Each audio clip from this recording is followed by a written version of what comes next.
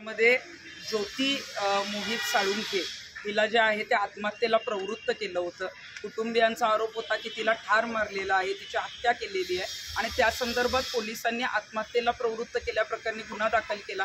परंतु त्याच्यामध्ये जे काही पुरावे आहेत, मग तो रक्ताने माखलेला गाऊन असेल, तिच्या शरीरावरच्या जखमा असतील, यामध्ये मात्र पुरावे नष्ट करण्याचा प्रयत्न काही पोलीस कर्मचाऱ्यांकडून झालेला आहे। जेव्हा डॉक्टरांचा रिपोर्ट येण्याची वेळ आली त्यावेळेस 3 वेगवेगळे पोस्टमॉर्टम रिपोर्ट दिले गेले आणि हे प्रकरण जे आहे ते पूर्णपणे दाबल्याचा जो आहे तो प्रकार झाला। आणि जे आरोपी जेव्हा यांच्या मुलीचा जीव गेला त्याच्यानंतर 3 महिन्याच्या आत सगळे आरोपी जे आहेत ते सही सलामत सुटले। त्यामुळे आमची हीच मागणी आहे की या गुन्ह्याचा फेर तपास करण्यात यावा। याच्यामध्ये जे डॉक्टर आहेत ज्यांनी पोस्टमॉर्टम रिपोर्ट दिले, जे 3 दिले म्हणजे काही खोटे पोस्टमॉर्टम रिपोर्ट दिले, त्यामुळे त्यांना सहआरोपी करण्यात यावं।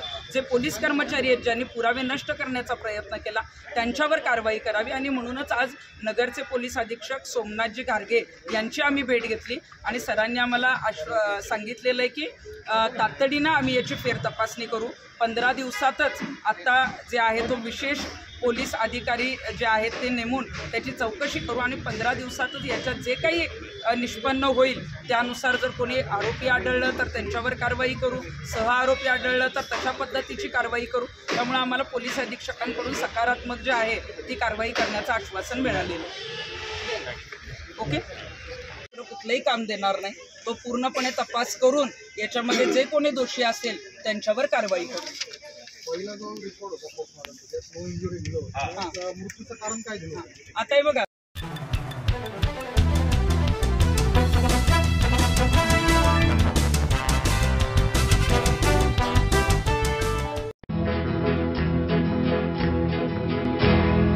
मौज मजा मस्ती मध्ये रमते मन, निसर्गात नंदनवन साई बन।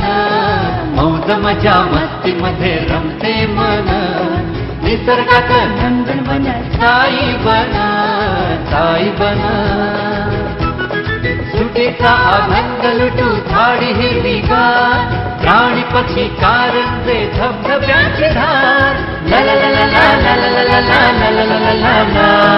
विरंगुळा विसाव्याचे वेचू क्षण, मौज मजा मस्ती मध्ये रमते मन, निसर्गात नंदनवन साई बन, साई बन।